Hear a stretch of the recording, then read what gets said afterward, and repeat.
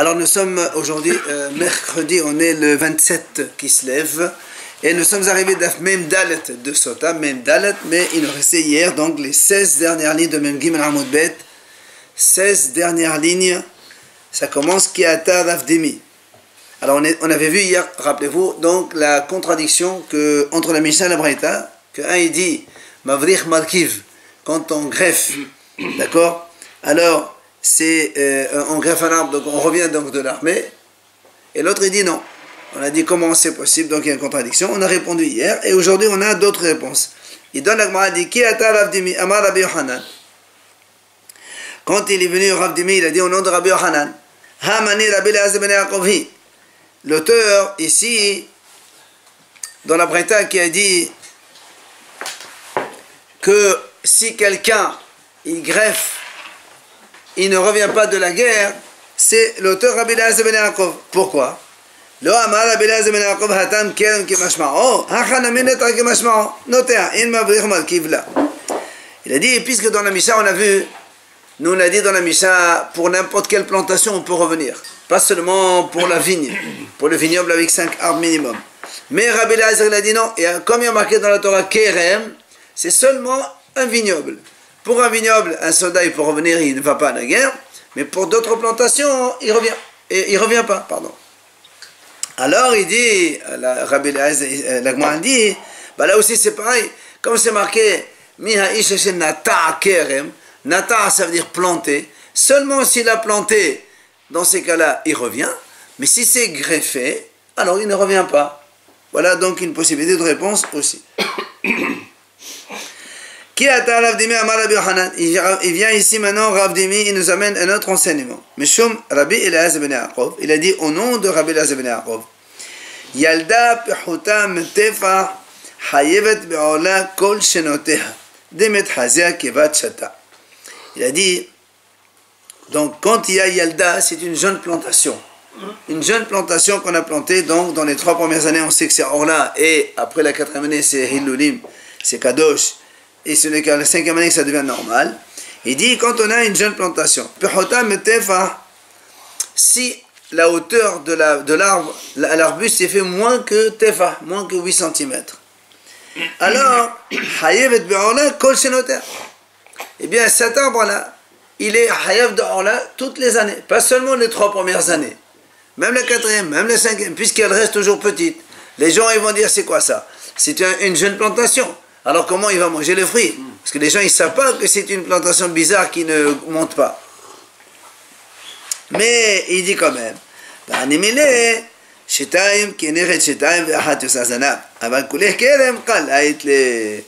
il dit quand est-ce qu'on a dit donc qu'une jeune plantation qui est de petite taille, moins de 1 teva, elle reste toujours en là, c'est quand il y a seulement 5 plantations, comme on a dit, la définition d'un vignoble, c'est 2 arbres et un arbre derrière.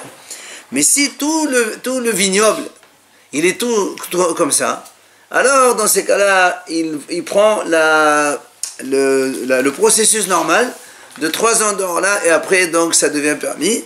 Pourquoi? Il dit parce que les gens, ils entendent quand il y a un champ bizarre, les gens ils sont au courant que tel monsieur, il a eu une plantation bizarre. Il a eu un champ avec des petits arbres nains.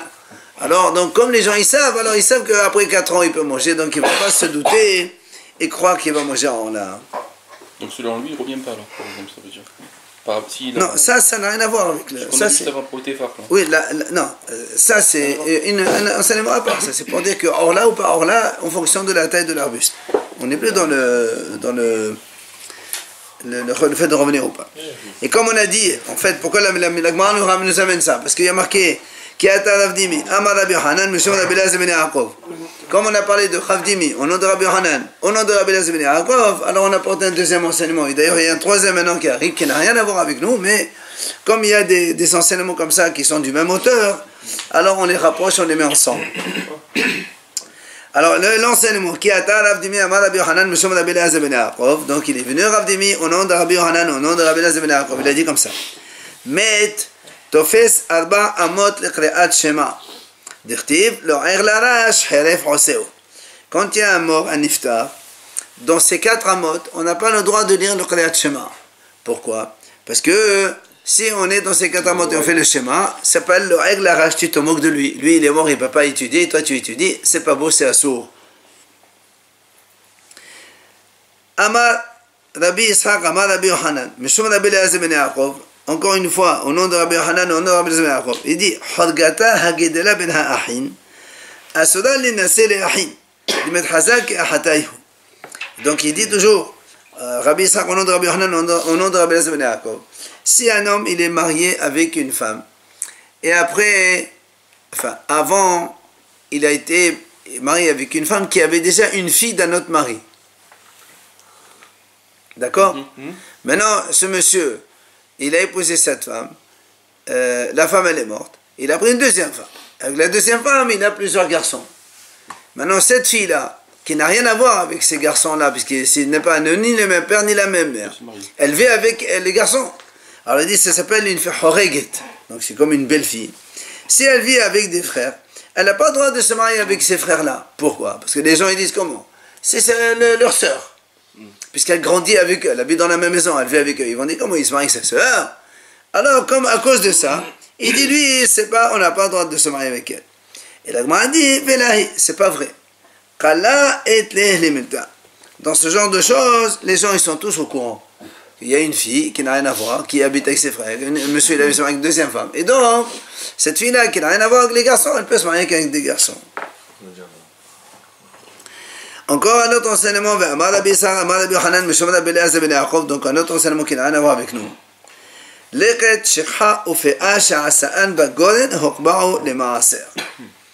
Nous savons que les pauvres, ils ont donc des dons que nous, on doit leur donner. L'eket, c'est la cueillette, quand on fait la moisson, il tombe une ou deux épis, on les laisse pour les pauvres. Shikha, si on oublie un tas. Quand on a fini de moissonner, on fait des tas. Si on oublie un tas, on le laisse pour les pauvres.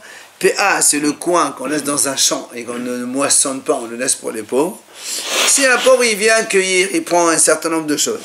Et après, Asa'an Bagoren lui-même, il a tellement ramassé, il a fait un tas, donc une grange.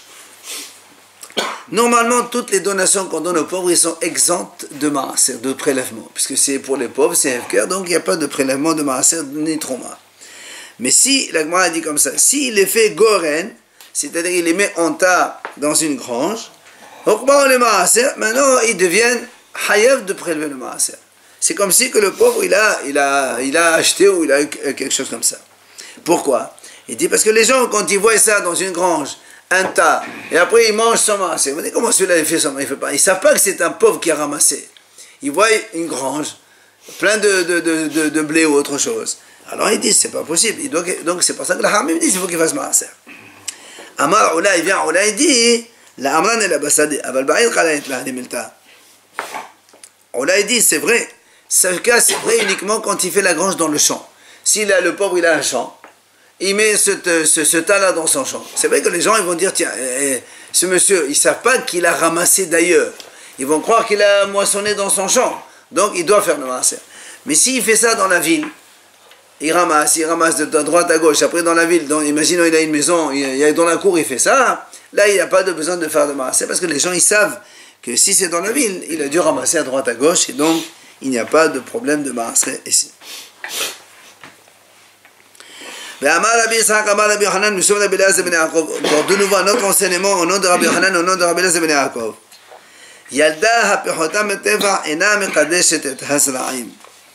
Nous, on sait que il y a la notion de ce qu'on appelle kil'aim. Kil'aim, c'est quand on mélange deux cultures différentes. C'est-à-dire, si dans un vignoble, vous plantez du blé, par exemple, c'est assourd, c'est un mélange, et celui qui fait ça, il doit brûler toute la culture qu'il a. Et la Gemara dit comme ça, si on a une jeune plantation qui fait moins qu'un tefa, un petit arbuste comme ça, moins qu'un tefa, et on a mis donc dans un champ de blé, par exemple, donc une petite vigne, un nain, qu'on a mis dans un champ de blé, ça ne s'appelle pas qu'il aime au point d'aller brûler toute la culture. Rapport à la hauteur. Voilà, parce que ça ne s'appelle pas mélange.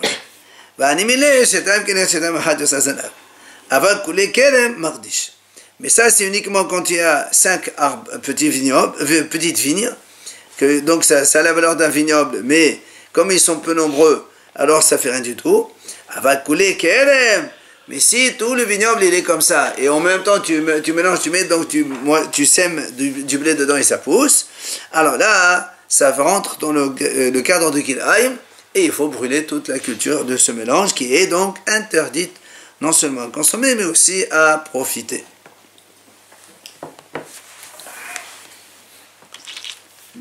Encore un autre enseignement, Amar Rabbi Ishaq, Amar Rabbi Yochanan, Mishum Rabbi Eliezer ben Yaakov, Met Tofes Alba Amot le Tum'a.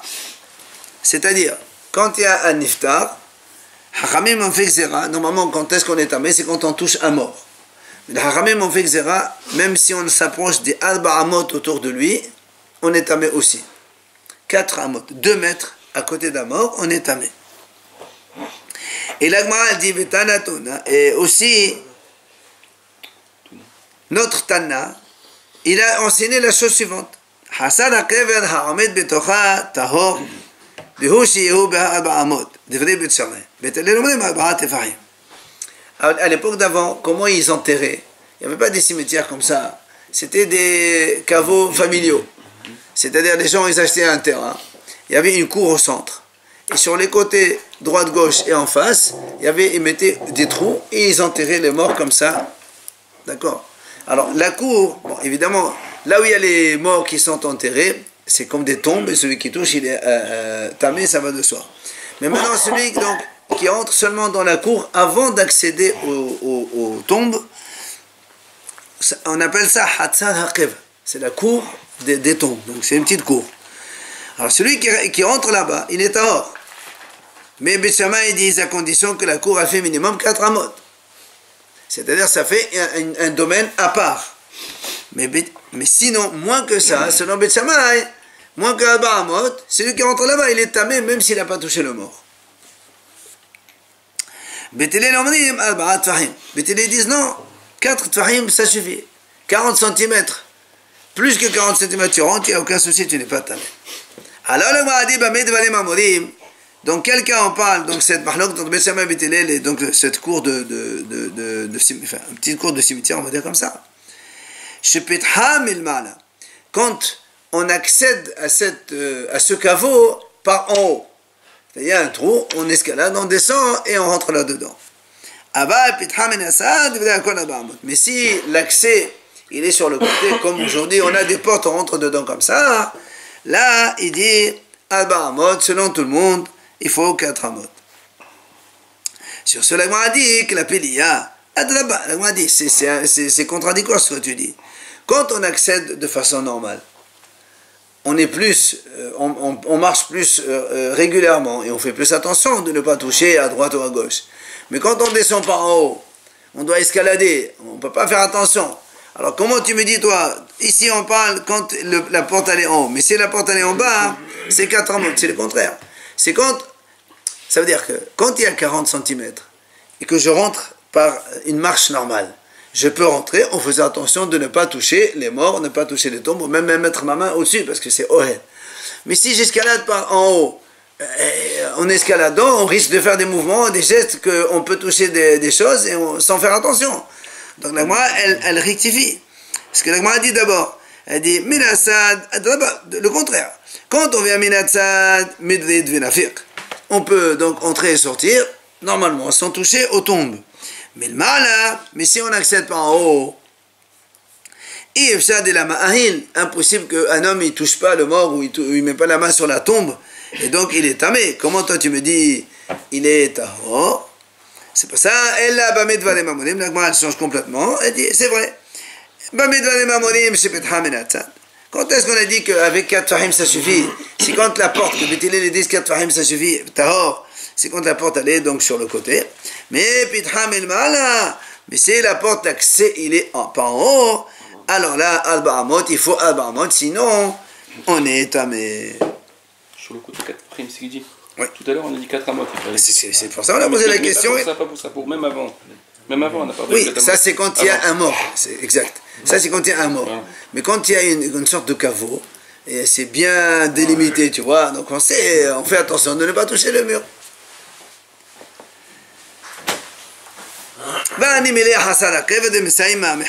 C'est ce qu'il dit maintenant. Et quand est-ce qu'on a dit 4 amot ou 4 fahim? C'est quand il y a la hatzan akev, une cour, comme ici, il y a des murs. Donc, tu vois, c'est bien délimité. Il y a ici le mur, là, de l'autre côté, il n'y a pas de problème.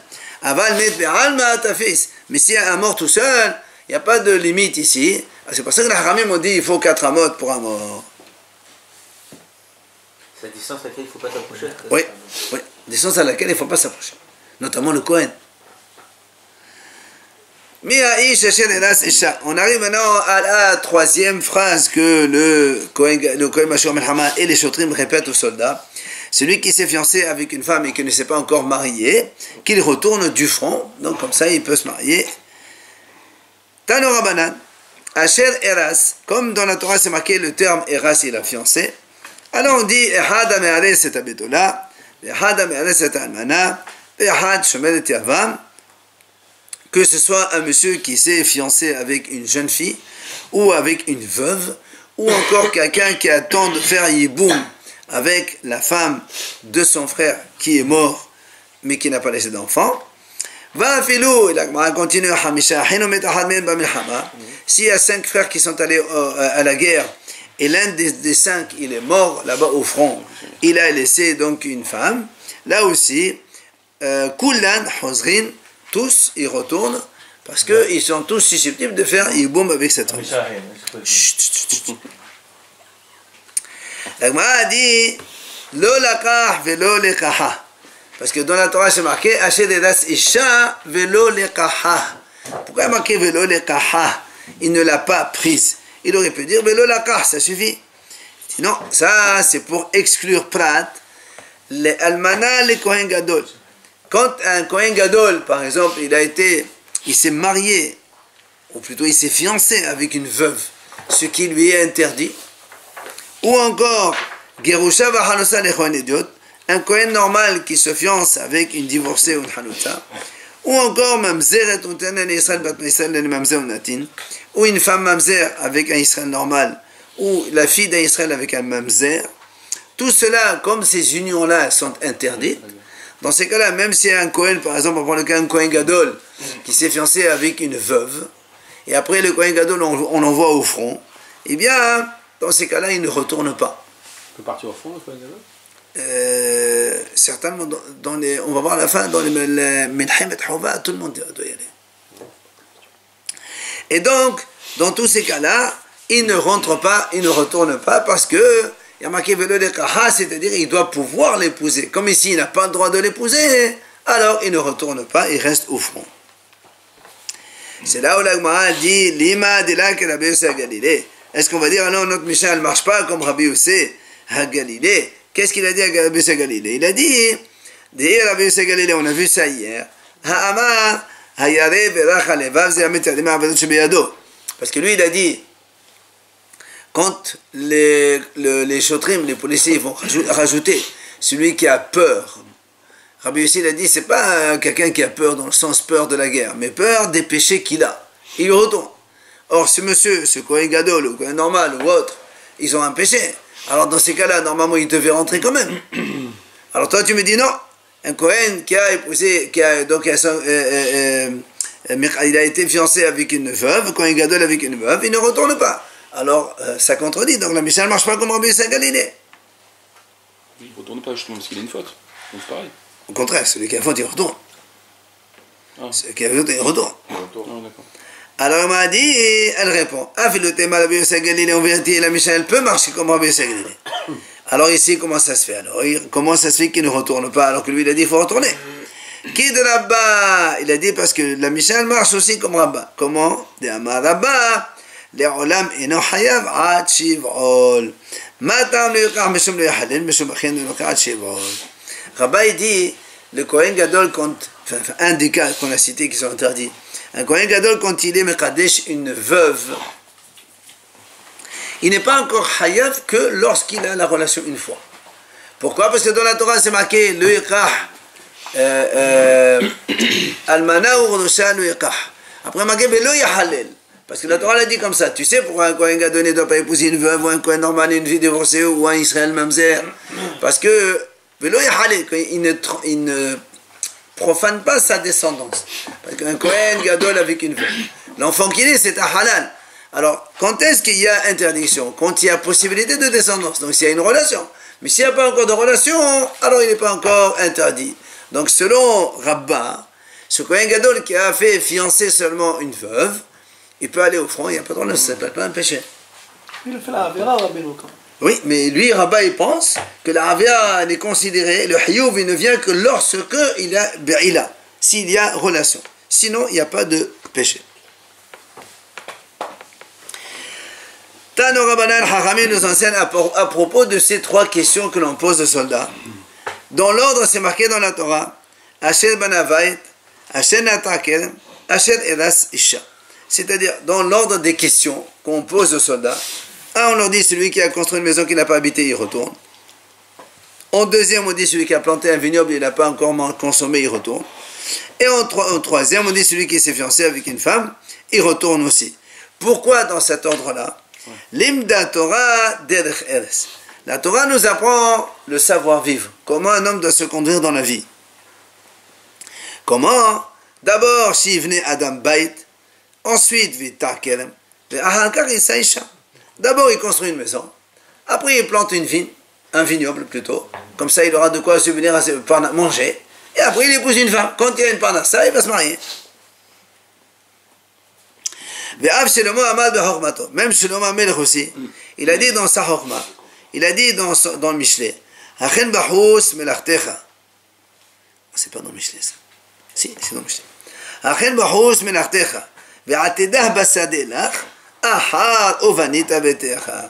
Alors, je traduis ce passage qu'après on va le commenter. Prépare dehors ton travail et mets-le dans le champ et ensuite tu as construit ta maison. Alors, il dit comme ça. Quand il dit prépare ton travail, c'est en fait, il s'agit de construire sa maison. Et dans le champ, ça c'est le vignoble. Et après il dit tu construis ta maison, ça c'est en fait c'est la femme. Donc la maison, le travail et la femme. D'abord la Haïla donne une autre explication.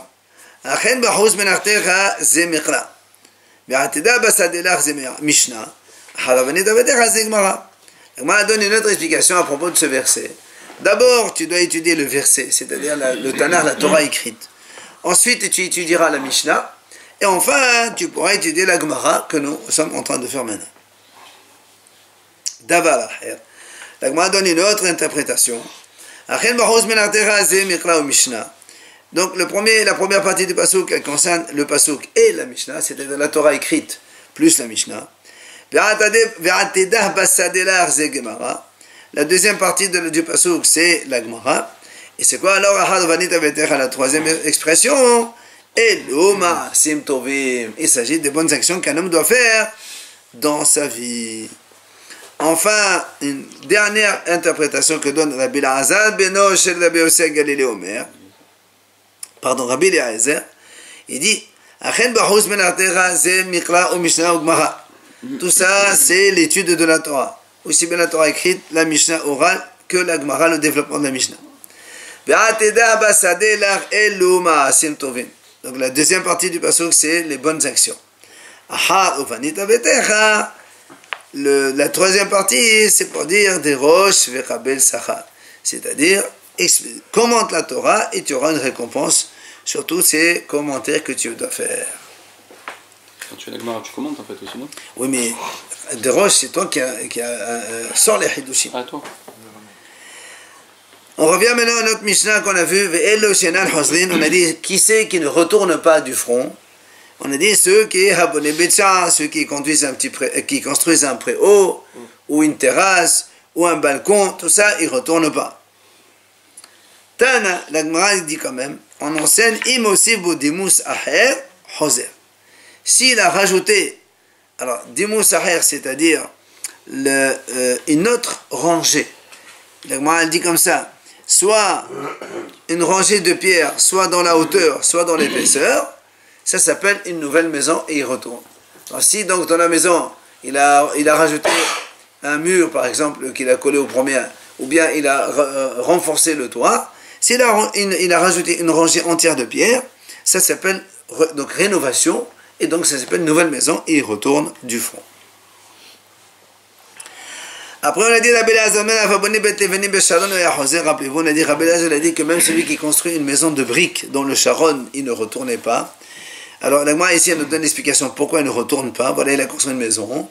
Tana, parce qu'une maison pareille, on était obligé de la rénover 2 fois par 7 ans. Donc, ça ne s'appelle pas une vraie maison.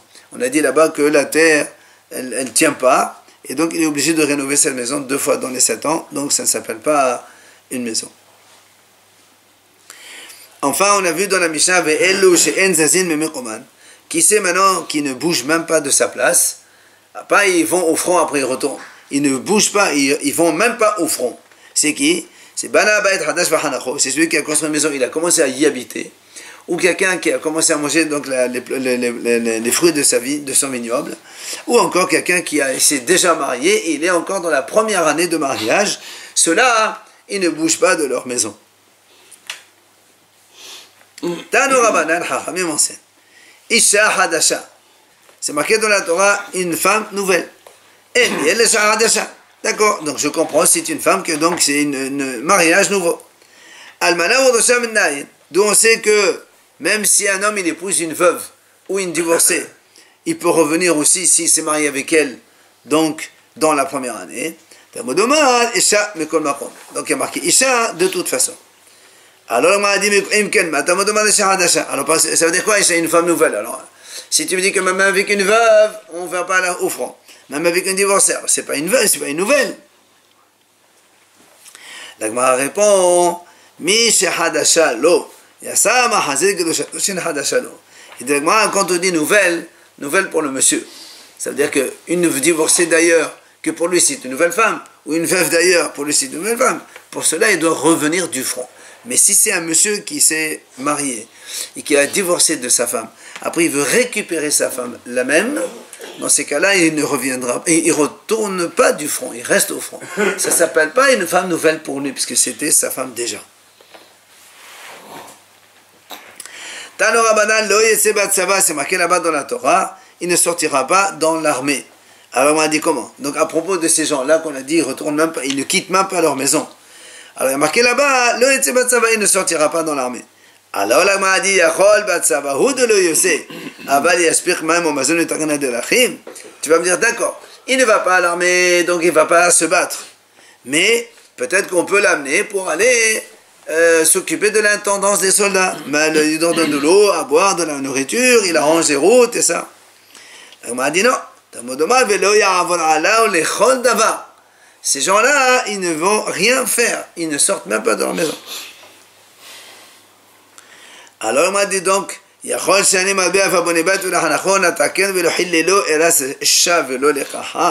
alors est-ce qu'on va dire que même ceux qu'on a dit tout à l'heure, que celui qu'on en pose la question, celui qui s'est fiancé, il ne s'est pas marié, il retourne, et celui qui a construit une maison, il n'a pas inauguré, il retourne, etc. Alors ceux-là aussi, ils vont retourner chez eux, et ils ne vont pas donc assurer l'intendance. Alav, il dit non, Alav, sur lui seulement, c'est le premier cas qu'on a dit, il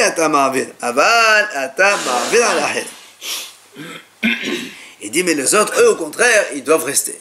Ceux donc qui n'ont jamais habité dans la maison ou qui n'a jamais encore, qui ne s'est pas encore marié, ceux-là, ils ne vont pas se battre, mais ils vont rester à l'intendance. Alors que ceux qui sont déjà mariés ou qui ont déjà habité, ceux-là, ils ne bougent même pas de leur maison. Alors on m'a dit, si tu me dis le Yahavod, il ne passe pas là. Pourquoi la Torah dit il ne va pas à l'armée? S'il ne va pas sortir de sa maison, c'est sûr qu'il ne va pas aller à l'armée. Alors la Gemara répond, voilà, là, la ville, c'est pour transgresser 2 commandements donc différents. Matiti, nouvelle Mishnah, on continue un peu dans cette histoire de guerre. Donc ça c'est ce que, rappelez-vous, hier on a expliqué, il y avait des phrases que les Kohanim disaient, et donc seulement le Kohen Mashouach dit. Il y a après l'autre passage que le Kohen Mashouach dit, que les policiers répètent derrière, et maintenant on arrive à la place où que les Shotrim, seulement les policiers vont parler. Et c'est là où les Shotrim ils disent, celui qui a peur, il retourne du front. La Be'akeva Omer, Hayale Vedachalevav, Kemashmao. Ça veut dire, c'est le sens littéral du terme, celui qui a peur. Celui-là, il retourne. Ça veut dire, il a peur de la guerre, il voit une épée, il tremble comme une feuille. Alors celui-là, il retourne chez lui, il ne va pas rester là-bas. Il fait une tendance ou pas? Bien sûr, on a dit. Oui, il fait une tendance. Rabbi Yossi Galilée Omer, Rabbi Yossi dit non, pas du tout. On ne parle pas ici de la peur matérielle.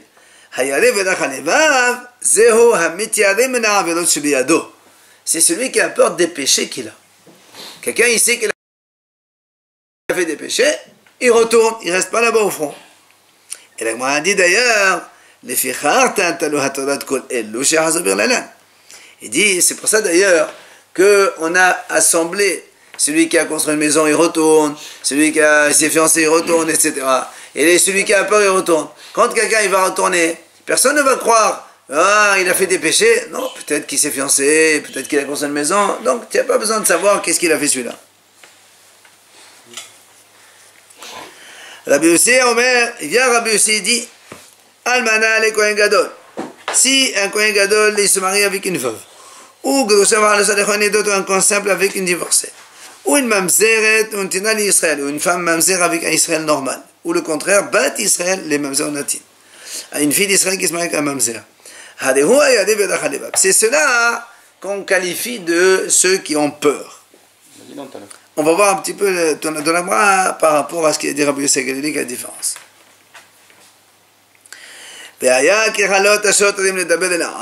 Quand les policiers ils ont fini de parler, de s'adresser aux soldats, ils vont nommer évidemment des capitaines, des chefs, tout ça, qui vont conduire à la guerre. Et ça c'est Bedosham, ça c'est donc à la tête du front.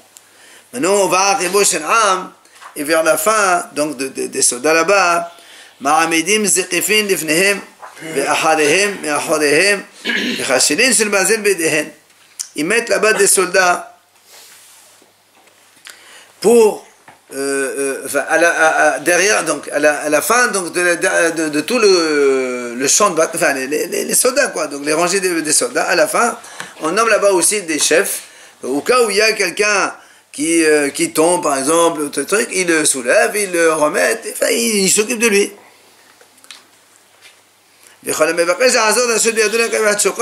Et celui qui veut s'enfuir pendant la guerre, il veut faire, donc embrousser chemin, eh bien, il a le droit, mais il subira évidemment cela, les chefs ils sont derrière pour lui donner sur la tête. Il le frappe. Il le frappe. Il y a marqué, il risque on lui coupe les pieds. Pourquoi? Quand on s'enfuit, c'est le début de la défaite. Quelqu'un qui s'enfuit. Mais il y a marqué ici, le début, donc quand on commence à s'enfuir, c'est la chute. Mais s'il a fait des péchés, on dit... Non, ça il est déjà revenu, là on parle de ceux qui sont déjà dans la guerre. Ça veut dire qu'il a peur de lui. Ouais, mais ils sont partis. Mais ceux-là, ils sont déjà partis. Quand on a commencé on parle de ceux qui ont commencé la guerre déjà. Les autres, ils sont là pour les encourager, pour les remettre sur place. Shene'emar, comme il est dit dans le passage là-bas, à propos de la chute, quand il y a eu la guerre entre Israël et les Péléchim, et que ça tombe, donc les Israël ils ont perdu la guerre. Nas Israël, le Fnei Péléchim, il y a marqué comme ça, les Bnei Israël ils se sont enfuis devant les Péléchim. Et Veram Amagefa Gedola et Tabara. Et aussi il y a eu une grande défaite dans le peuple, donc il y a eu beaucoup de morts.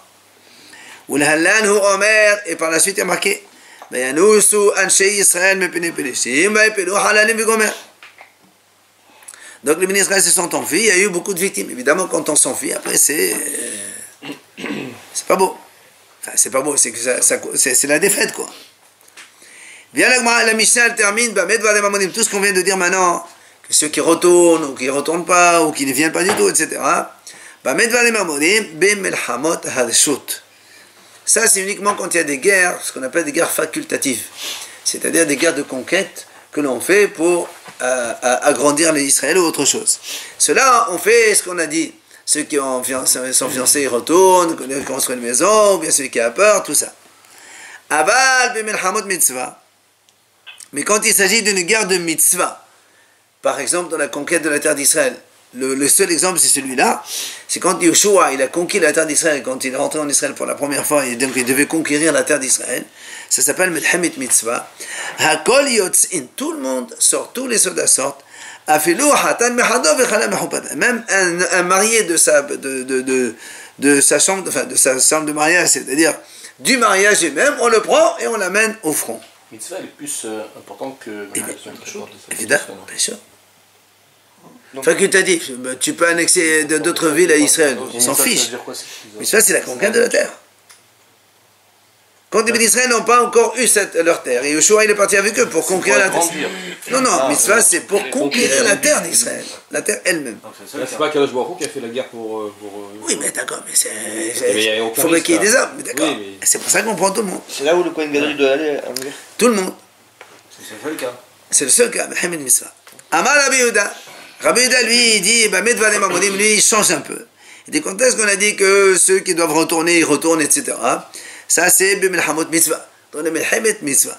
Aval, Bimelhamot Hova, dans les guerres obligatoires, Hakol Yotzinef Hatan Mehado Mechala Mehopata.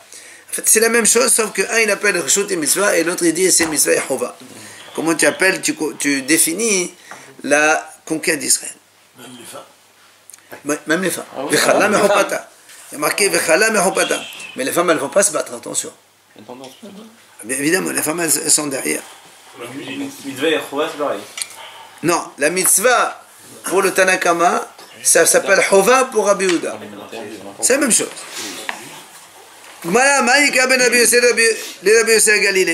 Rappelez-vous, on a dit en bas dans la Mishnah au début, Rabbi Yossi a dit celui qui a peur, c'est celui qui a des péchés. Et Rabbi Yossi, lui, il dit c'est quand un Kohen Gadol avec une veuve, etc. etc. C'est quoi la différence? Là-bas aussi, c'est un péché. Il dit, il dit la différence c'est quoi? C'est une faute des Hachamim. Selon Rabbi Yossi qui a pris les exemples d'un Kohen Gadol avec une veuve ou Mamzer avec Israël, etc. Lui, pour lui, ceux qui retournent, qui ont des péchés, uniquement des péchés de la Torah. Ceux qui ont des péchés de Hachamim, ils ne retournent pas. Alors que Rabbi Yossi Galilée, il a dit tous les péchés, quels qu'ils soient, même un péché des Hachamim, ils retournent du front. Et la Gemara a dit que Man Azlahad et Tana d'ailleurs, elle nous amène ici un exemple. Il y a une braïta qui dit la braïta dit comme ça, si un homme il parle, il a parlé entre les tefilines du bras et les tefilines de la tête, c'est un péché des hachamim, il retourne de la guerre, il ne reste pas au front. Donc comme qui ça marche? Évidemment, c'est comme Rabbi Yossi Galilée qui a dit que même un péché des hachamim, on retourne pour cela.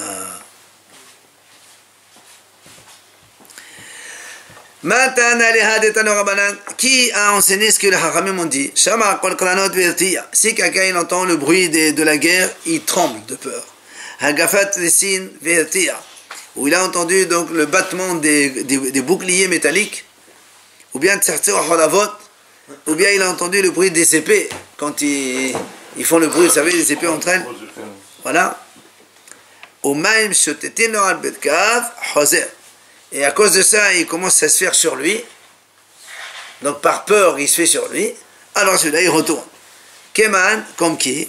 N'est-ce pas comme Rabbi Akiva? Parce que Rabbi Akiva a dit, c'est lui qui a peur. On parle de la vraie peur. On ne parle pas des péchés. Alors donc tu vas me dire ça, cette braïta, elle est comme Rabbi Akiva. Donc on m'a dit non. Il dit non, même Rabbi Yossi, il est d'accord sur ça. Quand quelqu'un se fait dessus, à cause de la peur, il doit retourner. Pourquoi? Parce que la Torah continue là-bas, elle dit, il ne doit pas fondre le cœur de ses amis. Si quelqu'un, il se fait comme ça, et les autres, ils le voient comme ça, c'est par chaîne. Il va entraîner la peur chez les autres aussi. Alors vite, on l'évacue, hop, va d'ici. Et donc Rabbi Yossi Galilée aussi, il est d'accord que celui-là, il retourne. Après, on a dit dans la Mishnah, on a dit, le début de la fuite, c'est la défaite. Alors, on a dit,